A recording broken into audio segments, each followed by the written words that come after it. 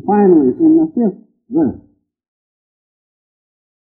and the glory of the Lord shall be revealed, and all flesh shall see it together. That is, God will not be perceived as outside of you, but as a part of you, as your own life, consciousness, and being. That's what it means. For the mouth of the Lord hath spoken. The mouth, as you know, is that great mouth of God in which His great conscious cosmic energy comes into us, has made us, sustains us. And if we can but be one with that, as that is indestructible, as that is beyond time and space, as that does not die, does not lose its continuity of consciousness, so will you, so will I be able to do the same thing if we become one with the presence of God within. That's the highway to the infinite. Now I have another Bible reference in Isaiah, which points us out to us. Who shall travel this highway of the infinite?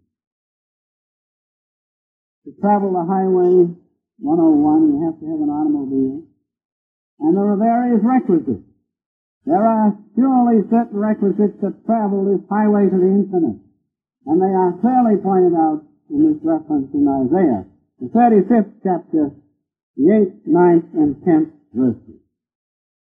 And a highway shall be there, and a way, and it shall be called the way of holiness.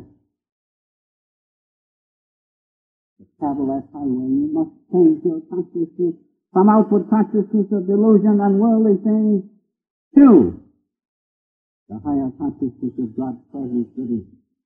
You have to change your consciousness. It has to be elevated from low vibration of worldly things to the high vibration of spiritual things. That's the first requisite. For it says, and it shall be called the way of holiness. The unclean shall not pass over. The unclean shall not pass over.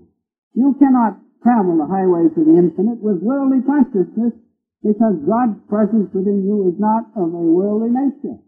It is spirit. And so you have to change. You have to change your consciousness from sensation, mind, and intellect to the presence and the intuition of God within you. Those are the ones who follow.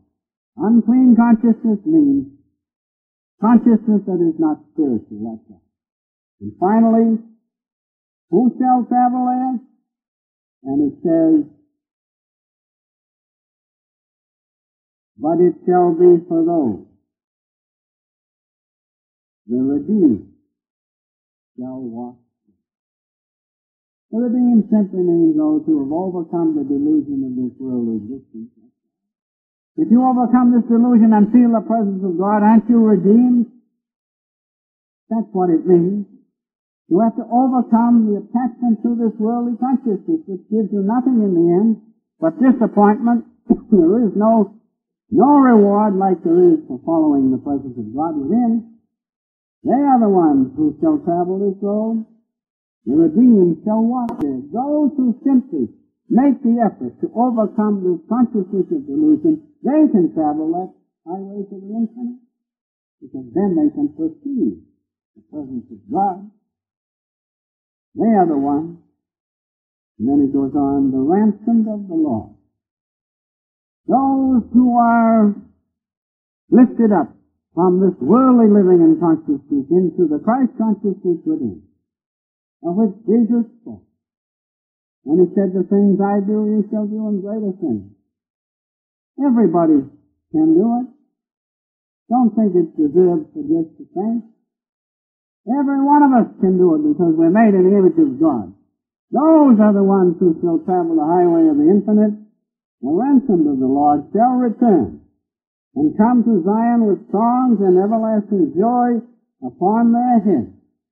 You will know you are traveling the highway to the infinite. How? By the bliss which you see. By the joy which you see. In your meditation a few minutes ago, I know many of you felt the peace of the presence of God. You're on the highway to the infinite. Every time you contact an aspect of the holy vibration, sound, light, or the feeling of God's love, you're on the highway. And that highway takes you straight to God, and you stick on it, and you stay on it. It is simple. And yet, with attachment to worldly things, it's so difficult. They shall obtain joy and gladness, and sorrow and sighing shall flee away. That's the sign that you're on the highway. If you feel the peace and bliss of God, if you don't meditate, how can you feel it? How can you feel it? You must do your part. If you do your part, you will know you're on the highway to God. Master said, we know we are progressing in self-realization by the joy which we feel, by the bliss which we feel. If you keep on, that joy and bliss is all-pervading. You will not give it up for anything, because that's God Himself. That's the presence of God within. That's the end of the highway. You feel the presence of God within. Now comes the question, how? How to travel this highway? The infinite? By the practice of yoga, scientific practice of yoga, and the science of religion. Finding God is the science of all sciences, Master used to say to me. Science of all sciences, most exact. You just demand all of your love, not a portion of it. And so we can follow this highway to the infinite by following yoga, the science of yoga. I have a reference in the AY I'd like to read to you at this time about yoga. Of course, yoga, as you know, is mapped out by the ancient rishis of old. And in following yoga, do not take anything for granted. Remember, most ideas of God cannot be trusted. They're ideas. But you follow yoga, go within and practice the message which one has left to you, our beloved Master, who knew God, and then